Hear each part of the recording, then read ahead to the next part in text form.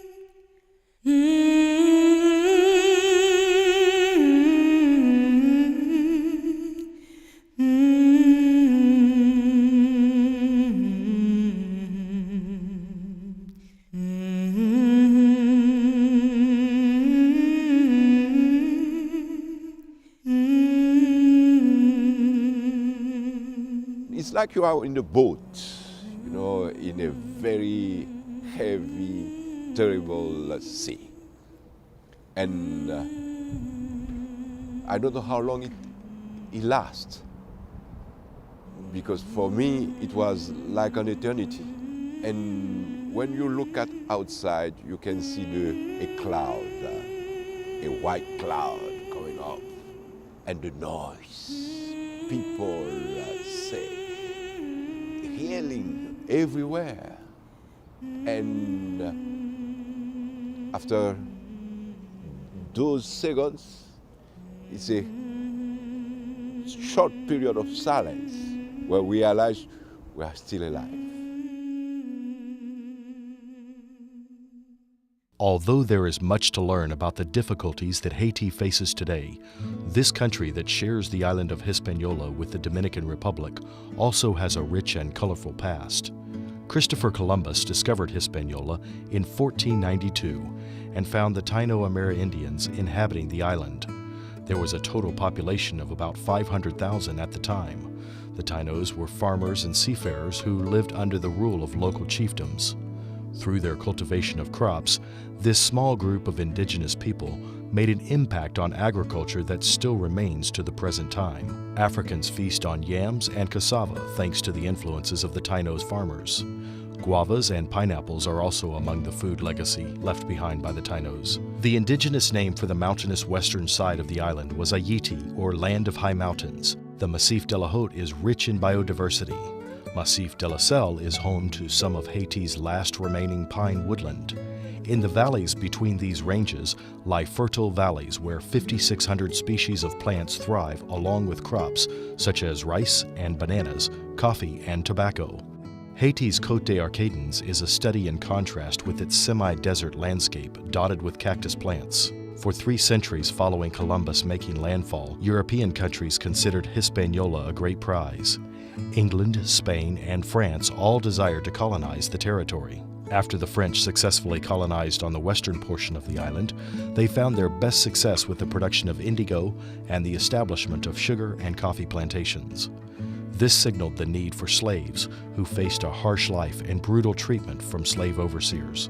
In 1791, slaves were ready to revolt against the harsh conditions and their position as slaves.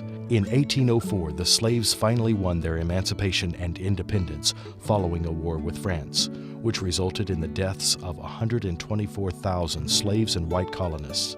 The country of Haiti was established and is the only nation to have been born from a slave revolt. In 1879, the first Seventh-day Adventist converts in Haiti began observing the Sabbath. Henry Williams and his wife learned of the Sabbath truth through denominational publications. Michael Nord Isaac, a Methodist minister, was convicted of Sabbath observance around 1904 and began teaching the Bible truth to others. The Haitian Seventh-day Adventist Mission was organized in 1905. Today, the Haitian Union Mission Headquarters oversees the ministry of its 335,000-plus members in more than 470 churches. The headquarters are located in Port-au-Prince. On January 12th of this year, the ministry of the church took on a new urgency. We have an experience with what can happen in 1 minute, in a twinkle of eye. Well, it's a day I will not forget. I was just coming in my house, my father's house, as a father, and we were talking. All of a sudden, he started shaking. We say, "Oh," and no other words. When the shaking finally stopped, people began to realize the extensive damage that had shattered their country. The good thing was I was alive. And the worst was after that, when we ran out of the house. And we see people. Now, those who saw in front of the gate were with dust. I used to say they are white and red because you have dust and blood, and people asking you for help, and you cannot do much. Because as soon we were there, outside, we realized that it was bigger than what we thought it was. And with the minutes after, we heard that the hospital, because people were asking to go to the hospital, and we have the report, don't go because it collapsed. Hospitals collapsed and the roads are cut. So we could not go anywhere. And so the only thing, and you don't want to go back to the house now because you realize in the neighborhood we have several houses went down. Slowly, as if waking from a bad dream that you cannot shake, the reality of the scope of damage and loss of life began to seep into the conscious minds of the Haitian people. Buildings have collapsed. Over 1.5 million people are now homeless. The wounded, dead, and dying are everywhere. Rescue attempts need to be organized for those trapped under piles of cinder block and cement. Medical care is urgent. Water and food supplies are possibly non-existent. How do you begin the phase of rescue and recovery when everywhere you look is horror and destruction? I was getting ready to go to Haiti on the 13th for a hospital board meeting over there, and I had a group of Rotary members from Houston, Texas, who are currently sponsoring a project of solar energy at the hospital and water, potable water at the hospital. We were supposed to go together. And the first hours were practically a nightmare at the hospital in particular, where a 70-bed facility was swarmed by over 800 plus patients with all degrees of injuries. Several of them died during the same first hours, right there on the ground of the hospital, because that's where they were all accommodated. The Adventist Hospital wasn't the only mission institution to feel the effect of an influx of people. The grounds of Adventist University of Haiti became home to thousands of people attempting to find a place to shelter and begin again. In less than 2 hours, our campus was filled with thousands of people flocking to the university to look for a position where they could be in security, a safe place to be. So more than 12,000 came to our university.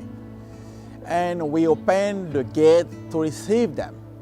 Because as Jesus mentioned, when people are in danger, you have to assist them, and we let them come in. It's hard to imagine how hundreds of thousands of people lost their lives in just a few moments that day in January. Families were shattered in unimaginable ways. Perhaps that is why the stories of miraculous survival become even more precious. And where we are now, the auditorium is behind us. All of our students were there when this happened. And this big building started shaking. And by the grace of God, this building stood firm. So my feeling is, during this terrible experience, the hand of God has protected our students and our campus. The students who could escape in the auditorium, it's a miracle also.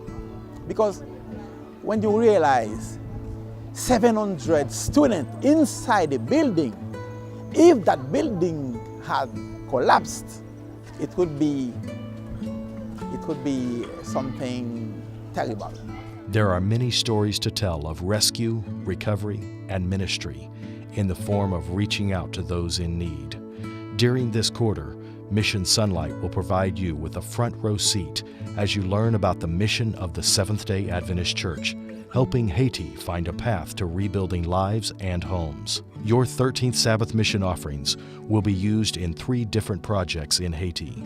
These funds will help rebuild and refurbish the women's resident halls at Haitian Adventist University, assist in the reconstruction of 50 Adventist churches, and purchase school uniforms and supplies for 1,000 children who need to continue to receive their education.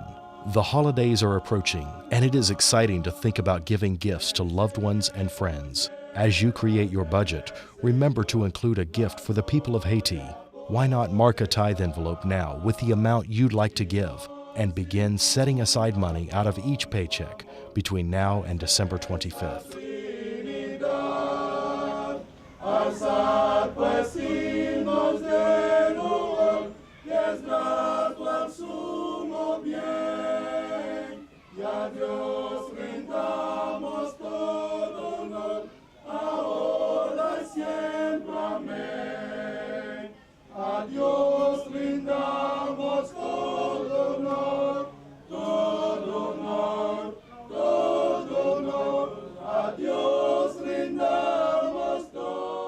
Reporting from the Inter-American Division and the Republic of Haiti, this is Mission SONlight.